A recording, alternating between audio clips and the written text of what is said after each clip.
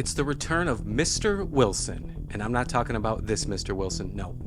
I'm talking about Wade Wilson, Deadpool, the self-proclaimed Marvel Jesus. Hallelujahs.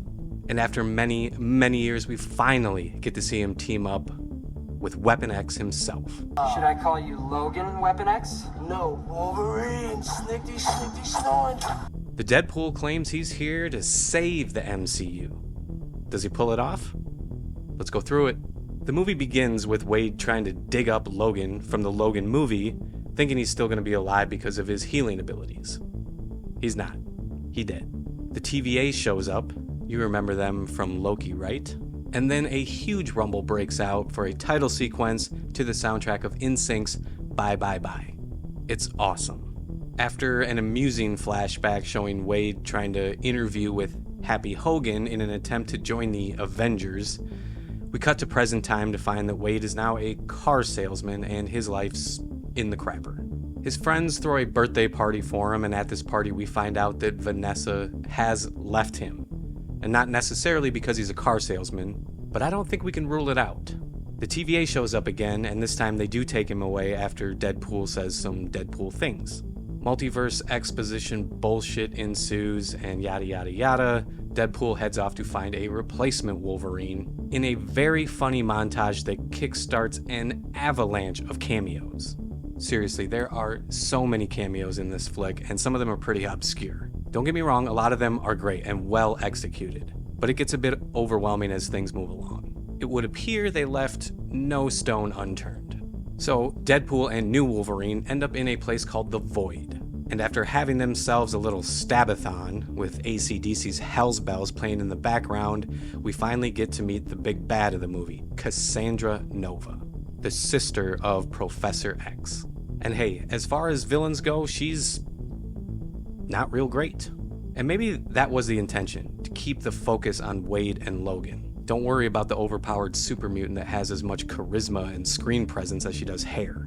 So after breaking out of Cassandra Nova's little camp at Ant-Man headquarters, we get another dose of cameos as Deadpool tries to form his little squad to try and strong-arm Nova into letting him leave the Void.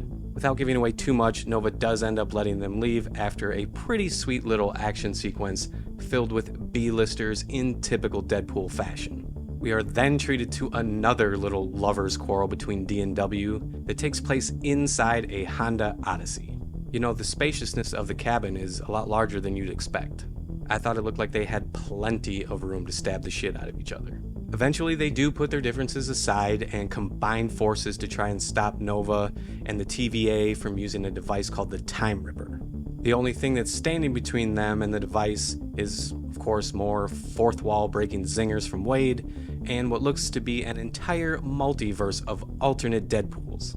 And this sequence was great. I don't think I've ever seen that much stabbing and slicing in such a short amount of time. How much time?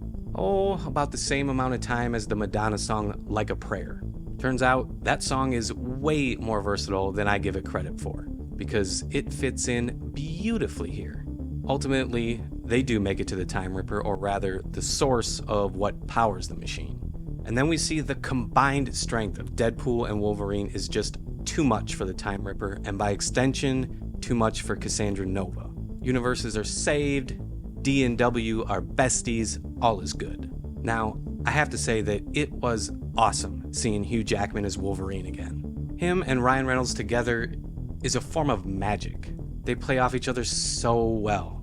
The music usage in this movie is just top-notch, which I've kind of come to expect from Deadpool. However, I am so tired of the multiverse shit. It's just not that interesting, and obviously, it's very difficult to do well. Wade even calls it out at one point in the movie, saying that the MCU has been nothing but misses lately. And while I agree with what he says, that does not lessen the impact of it in his own movie. Now, it's definitely very fun to see all the different Wolverines and Deadpools out there, but it just comes off like a gimmick, and the cameos in this movie are just bursting at the seams. In my opinion, it was too much. Having said that, there was one cameo in particular that caught me way off guard and was just fantastic.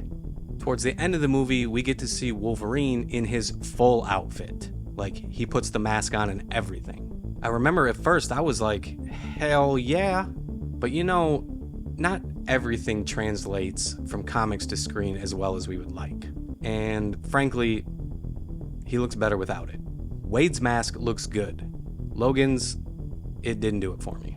I might be in the minority on this one, and I'm good with that. What did you guys think of his mask? Did you think it looked good? Anyway, at the end of the day, Deadpool and Wolverine is a solid movie, and it's gonna put a smile on your face many times. But a weak-ass antagonist, and this being just another universe-jumping rodeo with the TVA, it drags it down a bit. So for my money, the first Deadpool movie is still the gold standard for Wade fucking Wilson.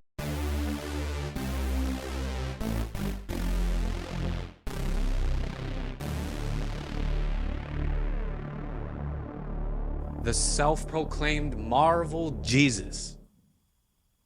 Quick shout out to another Wade Wilson who is near and dear to me. You know who you are. Love you, buddy.